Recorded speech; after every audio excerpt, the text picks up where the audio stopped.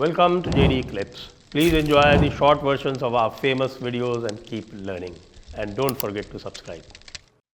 तो अनुपम जी जी। उधर महाकुंभ तो समाप्त हो गया, लेकिन अब दूसरी तरह की गर्मी आ गई। संभल वाली गर्मी आ गई और औरंगजेब की गर्मी जो है वो चारों तरफ पूरे भारत को औरंगजेब की गर्मी ने छाप रखा है।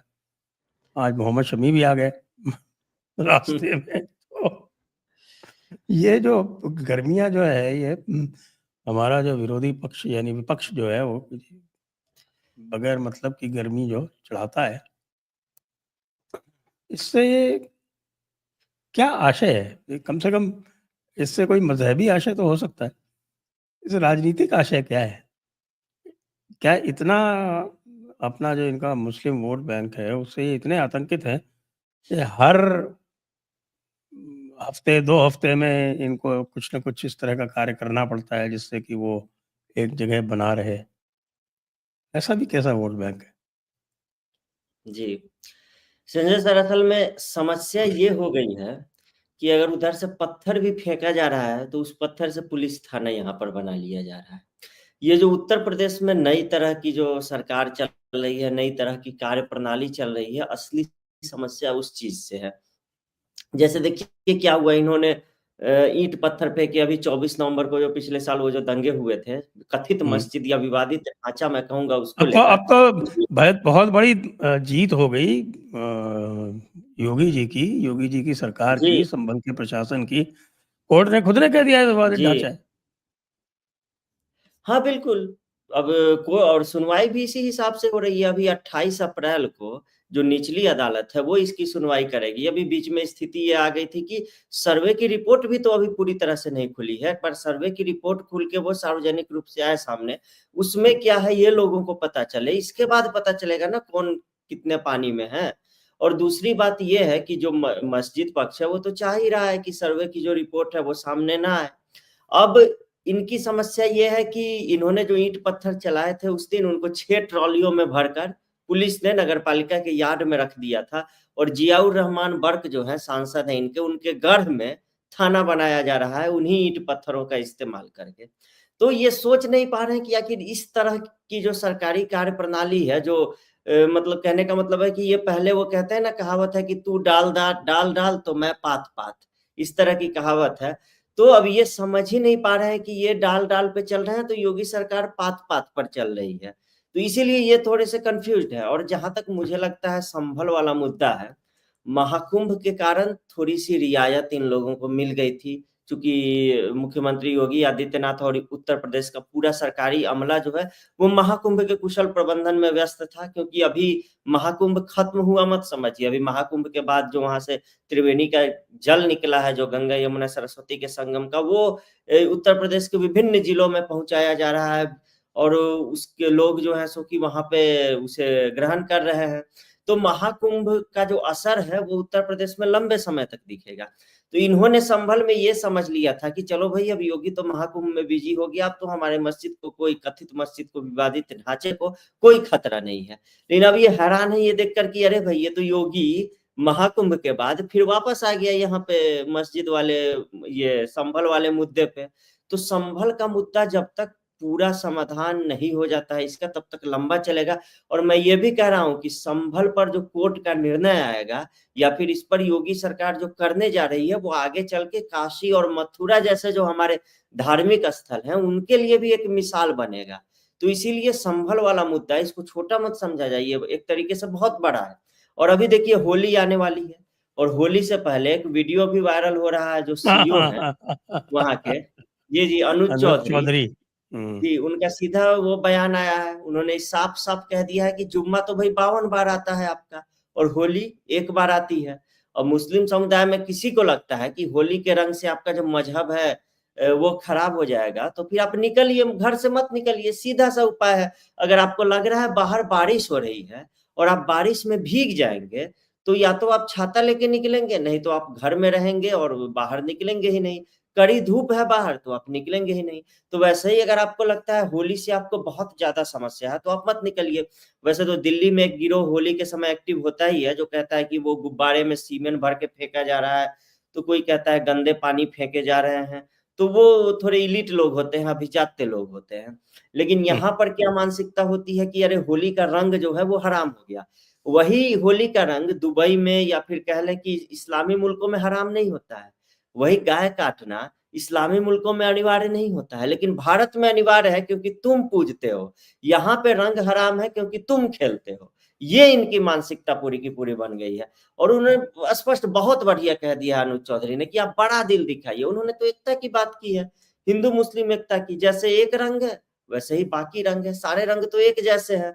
और आप जो चाँद का ईद का चाँद देखने के लिए इंतज़ार करते हैं साल भर, तो ऐसे ही हम भी होली पर रंग खेलने का इंतज़ार करते हैं, मिठाइयाँ बाँटते हैं या फिर बुरा ना मानो होली है कहकर जो होली मनाते हैं, यही बात उन्होंने कही है। और उन्होंने खूब बताया कि आप भी ईद में सेवइयाँ बाँटते हो, जो करते हो वही कर रहे हैं। तो कारण ये है कि एक पुलिस अधिकारी को निकल के आखिर इस तरह का संदेश क्यों देना पड़ रहा है? इसका सीधा-सा कारण ये है कि इनकी मानसिकता उस तरह की हो गई है कि ये 24 नवंबर वाली घटना को फिर से किसी हिंदू पर्व त्योहार के दिन दोहरा सकते हैं। और यही कारण है कि पुलिस को बार-बार इनको चेतावनी देना पड़ रहा है और अनुज चौधरी जैसे पुलिस अधिकारी ही ऐसी स्थितियों से निपटने के लिए सबसे बेहतर है। और मुझे जहाँ तक लग रहा है कि ये सुप्रीम कोर्ट, हाई कोर्ट और निचली अदालत ये जो बार-बार खेल चला, इन्होंने और इस मामले को कन्फ्यूज़ करके रख दिया है। जैसे ओपन एंड शट केस है एक तरीके से। की न्याय जो है वहाँ पर सुनवाई चल रही है इसकी, वहाँ के जो सिविल डिविजनल कोर्ट है वहाँ पे सुनवाई चल रही है और वहाँ पुलिस की कोर्ट को सुरक्षा की ज़रूरत पड़ रही है। सुनवाई के दौरान चारों तरफ से पुलिस का घेरा बन रहा है क्योंकि अगर जज ने भी कुछ ऐसा फैसला दे दिया जो इनको पसंद नहीं आया, तो ये जज पे भी फिर भिड़ जाएँगे। और ये सुप्रीम कोर्ट तो हिंदू पक्ष नहीं गया था, हिंदू पक्ष तो पहले निचली अदालत गया था, फिर वो वैसे ही जैसे राम मंदिर वाले में हमें 500 साल और 400 साल केस लड़के और संघर्ष करके मंदिर मिला, वैसे ही यहाँ भी ये सिर्फ़ निचली अदालत गए थे और ये माँग भी नहीं रहे थे कि ये हमको दे दो। इनका कहना था कि पहले आप सर्वे करके ये तो बताइए कि ये है क्या? इसकी प्रकृति क्या है? इसकी मूल प्रकृति क्या है? उसके बाद आप निर्णय लीजिए कि इसका क्या करना है, लेकिन इन्होंने माना नहीं। ये रोकने के लिए पहुँच गए आपको सुप्रीम कोर्ट और फिर हाई कोर्ट को निर्देश मिल गया कि 3 दिन के भीतर आप सुनवाई कीजिए और निचली अदालत को कह दिया कि आप जो है जब तक हाई कोर्ट का निर्णय नहीं आ जाता है तब तक आप थोड़ा-सा स्थिर रहिए। तो अब 2 जनवरी को जो है सीलबंद लिफ़ाफ़े के भीतर रिपोर्ट जो है वो दाखिल की गई थी। अब वहाँ पर ये सुनवाई चल रही है, उस लिफ़ाफ़ा जब खुलेगा, पब्लिक देखेगी कि उसमें क्या है, उसके बाद पता चलेगा कि क्या हो रहा है, क्या नहीं। जी। तो ये संभल जो है ये अगला अयोध्या साबित होगा जी, जी। और योगी जी तो इसको बढ़ा ही रहे हैं पूरी ताकत से और जी, जी। बेचारे जो समाजवादी वाले हैं उनको कुछ समझ में नहीं आ रहा है, वो रोज़ गलतियों पे गलतियाँ करते चले जा रहे हैं। जी। और योगी सरकार ने स्पष्ट कह दिया है कि हम तो इसको मंदिर बता भी नहीं रहे हैं। जो कोर्ट को योगी सरकार ने क्या बताया है कि हम तो भई पानी बचा रहे हैं और जो 19 कूप हैं जिनका जीर्णोद्धार करना है, उनमें से ये एक है और ये कुआँ जो है वो हमको दे दिया जाए, ये कूप है। तो स्पष्ट है अगर कुआँ मिलेगा, तो फिर मंदिर भी मिलेगा। और ये हरिहर मंदिर को लेकर जो पूरा ये विवाद चल रहा है, तो इस पर मुझे लगता है कि अदालत को कार्यवाही नहीं रोकनी चाहिए थी, सुप्रीम कोर्ट को भी। उसको निचली अदालत में भी क्या अब वो फैसला। सुप्रीम कोर्ट का मामला दूसरी तरह का है भाई, वो क्या है जी, कि जी। आजकल वहाँ पे जो सिस्टम है, जो अभी मई तक हुँ, रहने की आशंका है, वो थोड़ा जिसको हम कहें कि वो वैश्विक शक्तियों से प्रेरित है थोड़ा-सा। जी, अब जी, बिल्कुल। हमारे हुँ। शब्दों पर ध्यान देंगे तो समझ में आ जाएगा मैं क्या कह हुँ, रहा हूँ। हुँ, हुँ। और नहीं और योगी सरकार ने कोर्ट को जो बताया है, उस पर भी अगर हम ध्यान देंगे, तो आप ये समझ जाएँगे कि किस बारीक स्तर पर माइन्यूट डिटेल्स के साथ योगी सरकार जो है वो खेल रही है। जैसे इन्होंने कहा कि मस्जिद कमेटी ने जो गलत फ़ोटो दिखाए हैं कोर्ट को और गुमराह किया है, भ्रमित किया है और इनका कहना है कि वो जो कूप है, जो कुआँ हमें चाहिए, वो मस्जिद परिसर के पास में है, अंदर नहीं है, वो हमको दे दीजिए। इन्होंने ये भी कह दिया कि कुआँ और मस्जिद का कोई संबंध नहीं है। और दूसरा, देखिए इसमें इन्होंने कह दिया कि कूप और मस्जिद का कोई संबंध नहीं है, अगल-बगल है।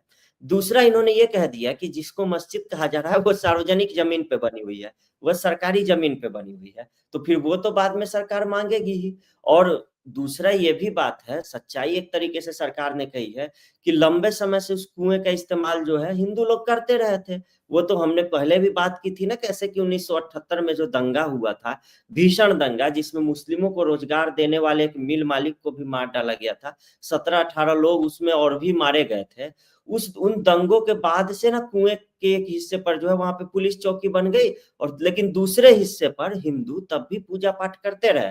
उसका इस्तेमाल होता रहा था, लेकिन 2012 में हमेशा यही होता है कि ये जो यो यहाँ सरकार थी अखिलेश यादव की, मुलायम सिंह यादव की, तो उस दौर में जो कुछ चुपके-चुपके किया गया है और ये जियाउर रहमान बर्क जैसे सांसदों ने जो चीज़ें की है, सारा का सारा विवाद उस पर हो जाता है कि उसने कुएँ को ढकवा दिया। क्यों? क्योंकि हिंदू पूजा ना करें, उसे लगा कि हिंदू लोग जो भूल जाएँगे।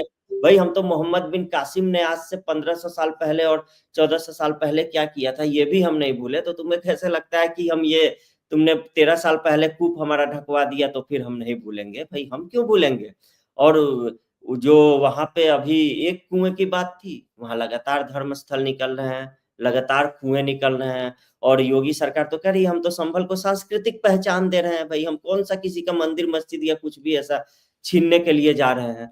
क्योंकि धार्मिक पर्यटन जिसको तीर्थाटन कहते हैं, आजकल वो टर्म आ गया है, चूँकि उससे इकोनॉमी को भी बहुत बूस्ट मिलता है, तो उसे धार्मिक पर्यटन कहा जाने लगा है।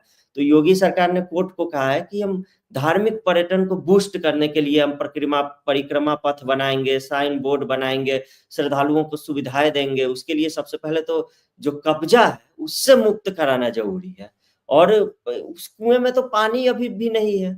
यानी कि वाटर हार्वेस्टिंग, वाटर रिचार्ज इस तरह की जो तमाम तरह की चीज़ें हैं, वो प्रक्रियाओं के लिए कुआँ तो चाहिए होगा ना, तब ना उसमें पानी डाला जाएगा, फिर उस पानी को बचाया जाएगा, फिर उस पानी को पिचकारी में भर के उससे होली भी खेली जाएगी संभल में। अब इस इस होली में तो इस बार तो ऐसा नहीं लग रहा है कि होली खेल पाएँगे, लेकिन अगली होली में हम चाहते हैं कि जो वैश्विक समुदाय है, ये तो पानी बचाओ, मिट्टी बचाओ, आकाश बचाओ, पाताल बचाओ, ये तमाम तरह की के एनजीओ जो हज़ारों चलते रहते हैं ये सारे मुद्दों पर। तो भई योगी सरकार पानी बचा रही है, आप उसकी तारीफ़ कीजिए ना कि वाटर हार्वेस्टिंग और वाटर रिचार्ज को लेकर कितने सजग हैं योगी आदित्यनाथ, कि वो कुआँ माँग रहे हैं और वो भी ये लोग नहीं दे रहे हैं।